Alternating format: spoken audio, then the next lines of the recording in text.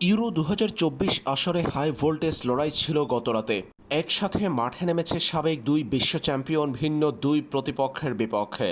লড়াই ছিল ফুটবলের অন্যতম জায়ান্ট কিলার হিসাবে পরিচিত সুইজারল্যান্ডের লড়াইও। ইটালি মাঠে নেমেছে আলবেনিয়ার বিপক্ষে, স্পেনের ম্যাচ ছিল ক্রোয়েশিয়ার বিপক্ষে এবং সুইজারল্যান্ড খেলেছে হাঙ্গেরির বিপক্ষে।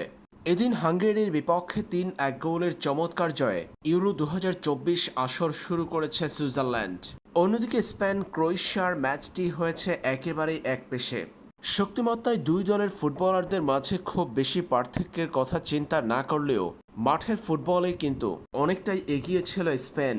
সেটার প্রভাব পড়েছে ম্যাচের ফলে। ক্রোয়েশিয়ার মতো দলকে ৩-০ গোলে হারিয়ে এবারের ইউরো শুরু করেছে স্পেন। ক্রোয়াটদের বিধ্বস্ত করার পথে স্পেনের মূল শক্তি ছিল কাউন্টার অ্যাটাক। প্রতি আক্রমণ নির্ভর ফুটবল খেলে বল দখলে আধিপত্য কম দেখালেও স্পেন পেয়েছে চমৎকার জয়। অন্যদিকে পুরো ম্যাচের ৫৪% বল দখলে রেখে স্পেনের জালে ১৬ শট নিয়েছে ক্রোয়েশিয়া।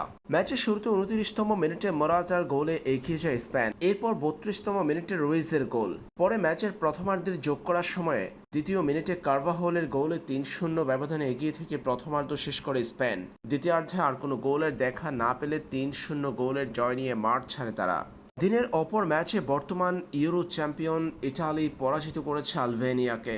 ম্যাচে ২৩ সেকেন্ডে গোল করে ইতিহাস গড়েছেন আলবেনিয়ার বাজরামি। শুরুতে এগিয়ে যাওয়া দলটি পরে শেষ পর্যন্ত ২-১ গোলে পরাজিত হয়েছে। ইটালি প্রথমেই গোল হজম করার পর সমতায় ফিরেছে ম্যাচের ১১তম মিনিটের সময়। বেস্তনের গোলের সমতায় ফিরে তারা। এর ৫ মিনিটের ব্যবধানে ১৬তম মিনিটে ব্যারেল্লার গোলে এগিয়ে যায় ইটালি। পরে বাকি সময়ে আর কোনো গোল করতে না পারলে ওই এক গোলে লিড ধরে রেখে ২-১ ব্যবধানে জিতে এবারের ইউরোর যাত্রা শুরু করেছে বর্তমান চ্যাম্পিয়নরা।